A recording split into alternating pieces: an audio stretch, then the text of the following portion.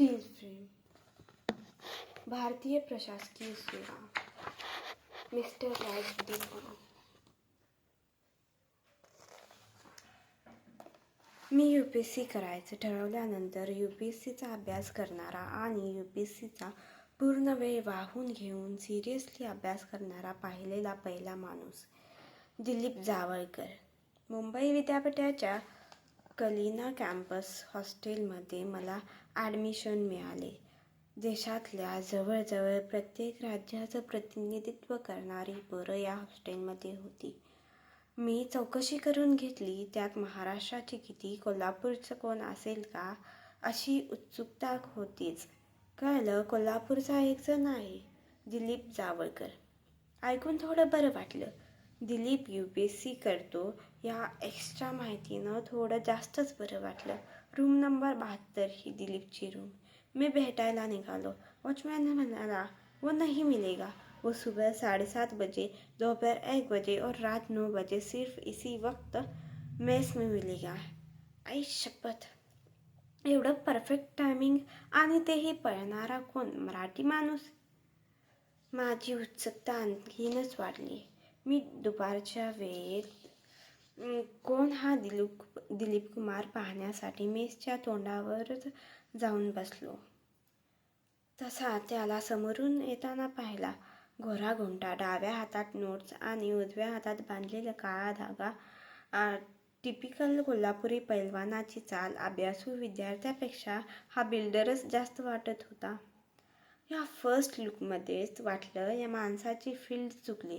चित्रपटात, नाटकात गेला असता तर नाव पैसा भरपूर कमावला असता. नंतरच्या काळात जसजशी मैत्री वाढत गेली तशी पक्की धारणा होत गेली, हा माणूस कोणत्याही फील्डमध्ये गेला असता तरी आपल्या परफेक्ट स्वभावाने यशस्वी झालाच असता. रूढार्थाने जसं आपण कोणाबद्दलही म्हणतो, तो फार हुशार होता, बोलका होता, चॅप्टर होता, थोडा हटके, एक्स्ट्रा ऑर्डिनरी होता. असं विशेष कोणतं वेगळेपण दीपूकडे होतं असं दीपूच्या सहवासातलं कुणीच म्हणणार नाही. पण सातत्य, संयम आणि रोजची प्रामाणिक मेहनत ही साहजिकच न आढळणारी भूषणं दीपूची खरी ऊर्जा होती. वेळेच्या आणि कामाच्या बाबतीत हा भलताच परफेक्ट माणूस.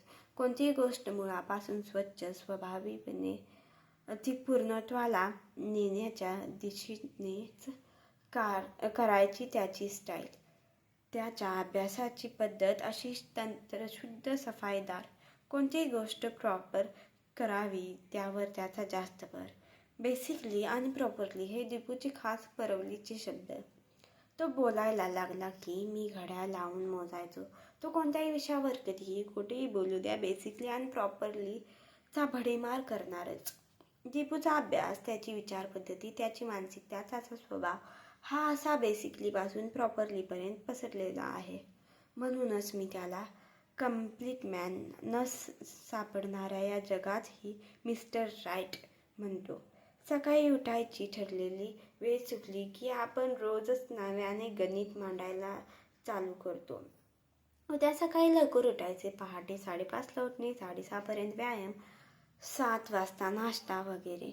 उद्याचा दिवस कसा असेल हे आपण रोजच ठरवतो, पण तो उद्या कधीही उगवत नसतो. आपणच ठरवलेल्या दिवसाचं नियोजन ठराविक वेळेत पार पाडण्यात आपण ज्या दिवशी अपयशी ठरतो त्या दिवशी आपण नापास असतो. असा दिवसाचा नापास होणारा आठवड्यांना नापास होणारा महिन्याला नापास असतो आणि महिन्यांचा वर्षाला.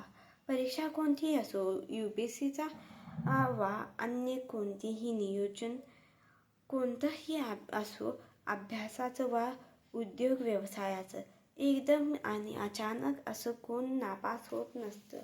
अपयशी होण्यामागची कारण परंपरा असते ती अशी, जशी यशस्वी व्हायची प्रोसेस असते तशी अयशस्वी व्हायची सुद्धा असते. व्यक्ती पहिल्यांदा एखाद्या प्रोसेसची पार्ट होतो आणि मग निकाल लागतो. दीपूने जे नियोजन एकदा आखलं त्यात पुन्हा कधी बदल झाला नाही, हेच त्याच्या यशाचं मोठं रहस्य. रोजच्या दैनंदिनीत सातत्य ठेवणारा दीपू अगदी प्रामाणिकपणे मेहनत घ्यायचा. त्या अर्थी तो नुसता एक्स्ट्राऑर्डिनरी नव्हे, मला माझ्या मित्रपरिवारात जाणीतीगर वाटतो. सकाळी 7 वाजता दीपूचा अभ्यास सुरू व्हायचा. सांताक्रूजच्या जिमला जातानाही डाव्या हातात नोट्स धरून तो वाचत जायचा. दिवस इकडचा तिकडे हो. रात्री 11 वाजले की साहेबांची समाधी लागायचीच. मग आजूबाजूला कुठेही असो वा किती जणही असोत, तो झोपायचाच. 1999च्या मेसचा रिझल्ट लागला होता. मुख्य परीक्षा पास होणे म्हणजे मुलाखतीचा कॉल येणे. दीपूचा मुलाखतीचा चान्स चुकला होता. त्याच दिवशी रात्री हॉस्टेलवर बातमी पोहोचली. मला राहवलं नाही. रात्रीचे 11:30 वाजले असतील. मी कोल्हापूरला दीपूच्या घरी फोन केला. आईनं फोन घेतला होता. त्या म्हणाल्या, दीपू? अरे तो 11 वाजताच झोपला. सकाळी फोन कर, भेटेल. सतत सकारात्मक विचार करून नकारात्मकतेला अजिबात स्थान न देणारा माणूस काय करू शकतो हे मी याची देही पाहिले. उदाहरण म्हणजे IAS दिलीप जावळकर. इच्छाशक्तीला प्रयत्नांची जोड मिळाली की एक प्रयत्नवंत मेहनत घेता किती उत्क्रांती होते याचा हा दाखला आहे. दीपूचा पहिल्यांदा जेव्हा 171व्या रँकने Indian railway traffic service IRTS म्हणून निवड झाली तेव्हा प्रत्येकाला मनापासून आनंद झाला होता. त्याविषयी प्रेम वाटावं इतकं कुणाशी तो प्रेमानं बोललेला वागलेला मला आठवत नाही. अभ्यास सोडून इतर उद्योग करायला मुळात त्याच्याकडे वेळच नव्हता. पण कुणी स्वतःला प्रामाणिकपणे मेहनतीला वाहून घेतलं की मग सगळ्यांना त्याच्याविषयी प्रेम, आदर वाटतो.